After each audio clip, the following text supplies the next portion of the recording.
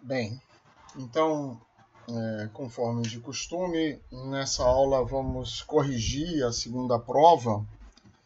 E a gente tinha uma primeira questão: estime por interpolação o valor para a raiz de 7, sabendo que raiz de 1 é igual a 1, raiz de 4 é igual a 2, raiz de 9 é igual a 3, raiz de 16 é igual a 4. Empregue cada um dos métodos a seguir.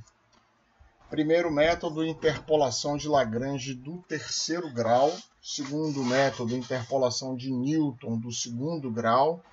Terceiro método, spline cúbica interpolante parabólica nos extremos. Então, aqui a gente tem, na verdade, a função raiz quadrada, y igual a f de x, é y igual a raiz de x. Então, nos foram dados esses pontos, x igual a 1, x igual a 4, 9, 16. Para x igual a 1, y igual a 1, e assim sucessivamente na tabela à esquerda. Então, sabemos que a interpolação de Lagrange considera esta formulação: P3 igual a y0 vezes L0, y1 vezes L1, y2 vezes L2, y3 vezes L3. Então, y0, claro, é igual a 1, y2 igual a 2, y3, aliás, y1 igual a 2, y2 igual a 3, y3 igual a 4. Meu L0 de x, já sabemos, excluímos o x igual a 1. Lembrando que eu tenho um polinômio do terceiro grau, então eu preciso dos 4 pontos. Então esse é o meu L1 de x. L0 de x, desculpe, L1 de x eu excluo x menos 4 no numerador, portanto fica x menos 1, x menos 9, x menos 16. Enquanto no denominador nós recomendamos que vocês copiassem o numerador e repetissem no denominador trocando x por 4. Então, enquanto no numerador eu tenho x menos 1, x menos 9, x menos 16, no denominador terei 4 menos 1, 4 menos 9, 4 menos 16. Faço isso com todos os outros e substituo x por 7 para obter menos 0,15 para L0 de 7, 0,60 para L1 de 7, 0,57857 para L2 de 7 e menos 0,028571 para L3 de 7. Monto aqui, baseado nesta mesma formulação, 1 vezes menos 0,15, que é y0 vezes L0, y1 vezes L1, y2 vezes L2, y3 vezes L3, e obtenho como resposta 2,67143, a minha resposta da letra A. Perfeito? Então, para a letra B, eu preciso primeiro decidir o melhor conjunto de pontos para aproximar, para interpolar, desculpe, através de um P2 de x. Uma vez que eu preciso de 3 pontos, eu tenho duas possibilidades para que o meu 7 esteja entre os pontos.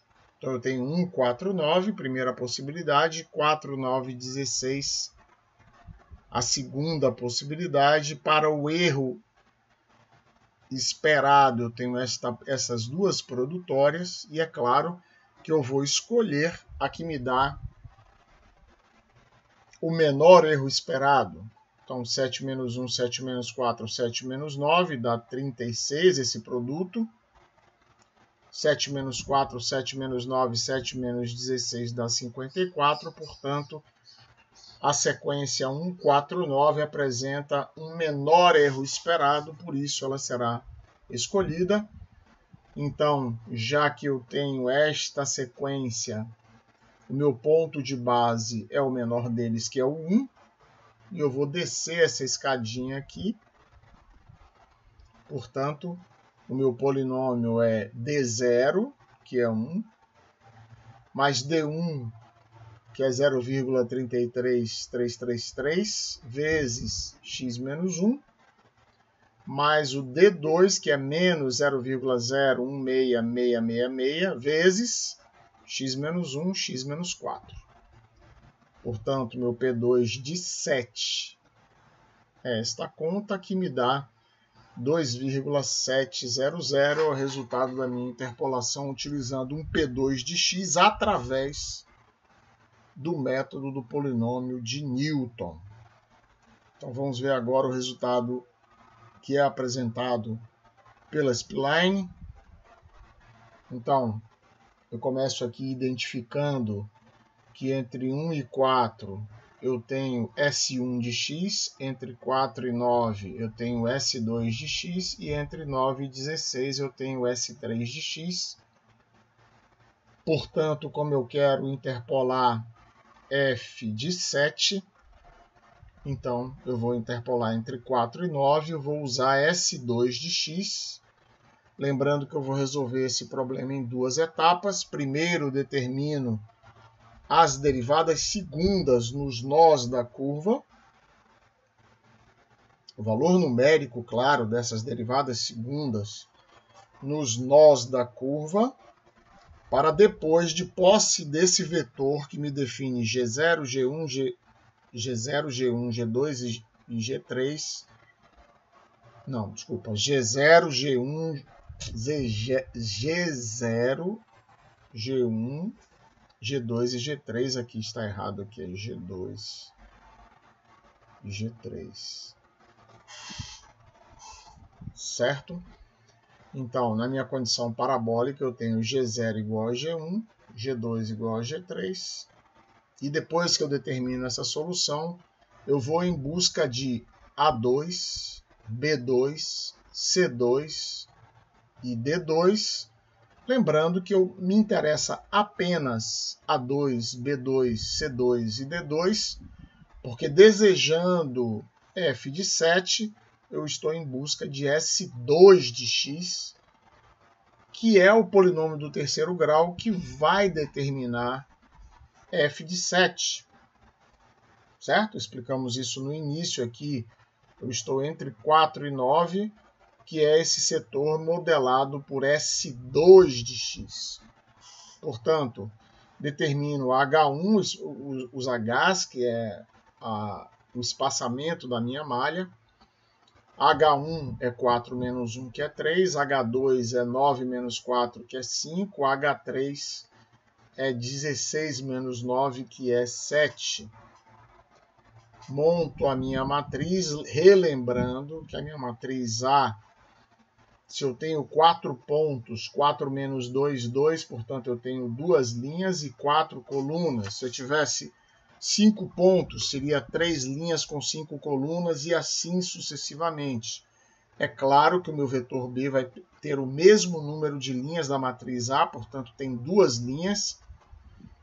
E a fórmula é conhecida: 6 vezes y2 menos y1 sobre h2, y1 menos y0 sobre h1. Na segunda linha, y3 menos y2 sobre h3, y2 menos y1 sobre h2. Então, meu vetor B está aqui. Utilizando a condição parabólica, eu somo as duas primeiras colunas e as duas últimas colunas. Portanto, a minha matriz A virou 19, 5, 5, 31. Resolvendo esse sistema aqui por eliminação, eu tenho G2 igual a menos 0,0044579 e G1 igual a menos 0,040932. Com estes dois valores, eu vou determinar A2, B2, C2 e D2 substituir na equação de S2 de x, lembrando que o ponto de base é sempre o ponto que está na frente do setor. Portanto, em S2, o meu ponto de base não é o 4. Meu ponto de base é o 9, é o ponto que está à frente. Por isso, para me balizar se eu não estou errando, estes argumentos sempre devem dar negativos. Não ele elevado ao cubo, mas o 7 menos 9, me refiro, que está dentro do parênteses. Tem que dar sempre negativo. Se der positivo, vai acender um alarme e eu errei. Portanto, a resposta da letra C é 26644. E aqui eu fiz uma tabela comparativa das 3 alíneas da minha questão. Pelo polinômio do terceiro grau, 267143. Pelo polinômio do segundo grau, 270. Pela spline parabólica, 26644. O valor exato da raiz é 26458 e aqui estão os erros percentuais exatos cometidos. Observe que, de fato, eu tenho um erro melhor para a spline, 0,7. Alguém poderia dizer, mas o erro de 0,7 não é muito distante de 0,97. É melhor, mas não é muito distante. Mas eu tenho que considerar que eu tenho poucos pontos na minha tabela. Quanto mais pontos eu tenho na minha tabela, melhor será o resultado da spline. Por quê? Porque ela considera a interação entre todos os pontos. Por isso, o resultado esperado dela é melhor. E observe que mesmo com 4 pontos, mesmo assim, eu obtive um resultado melhor do que as duas outras opções.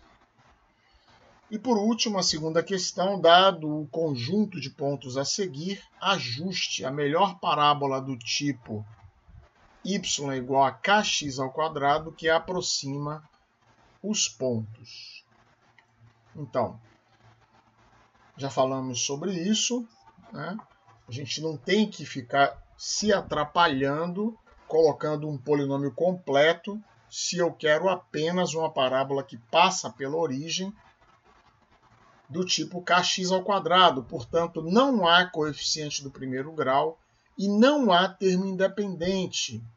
Então, eu só tenho uma única função g1 igual a x². Certo? Então, eu tenho apenas um coeficiente a determinar.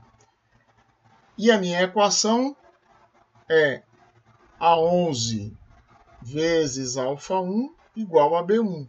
Só isso. Eu não tenho um sistema agora a determinar. Eu tenho uma única equação a determinar. Ah, por quê, professor? Porque eu só tenho uma função. Lembre que quando eu desejo modelar, aproximar o conjunto de pontos através de uma função, A0 mais A1x mais A2x2 é uma coisa. Então, eu tenho G1 igual a 1, G2 igual a x, G3 igual a x². Mas aqui não. Aqui eu tenho uma única função g, que é x². Portanto, G1 é x². E o único coeficiente que eu tenho a determinar é α1, que é o coeficiente de x². Portanto, basta-me uma única equação e eu tenho uma única incógnita. Portanto, A11 é igual a G1, G1, B1 é FG1. Depois que eu arrumo esse sistema, lembrando que aqui o meu G1 é x². Portanto, reparem, G1 é x², certo? E aí, arrumando essa equação, A11, 1173,2, B1, 390,34, α1, 0,33271. Posso fazer aqui, embora não seja obrigatório, insisto sempre nisso, Posso fazer aqui uma tabela comparativa para eu ver se os meus erros foram muito grandes. Mas o mapa de dispersão é melhor. Eu vejo aqui que eu tenho nos pontos laranjas a curva ajustada e nos azuis os pontos tabelados. Então eu vejo que, de fato, existe uma tendência parabólica e esses pontos estão razoavelmente próximos. A questão, pessoal, não é que eu tenho um erro mínimo entre cada ponto. Conforme eu já disse, isso depende da dispersão dos pontos tabelados. Quero dizer que se eu tivesse um ponto tabelado aqui, um ponto tabelado aqui, outro tabelado aqui, outro tabelado aqui, a minha parábola poderia ser a mesma. Mas como os pontos estão muito dispersos em torno dela, ela continua sendo a melhor parábola, mas os erros cresceram absurdamente. Não significa que eu errei. Apenas que a parábola, a gente faz isso aqui apenas para ver a tendência, para ver se ambos seguem a mesma tendência.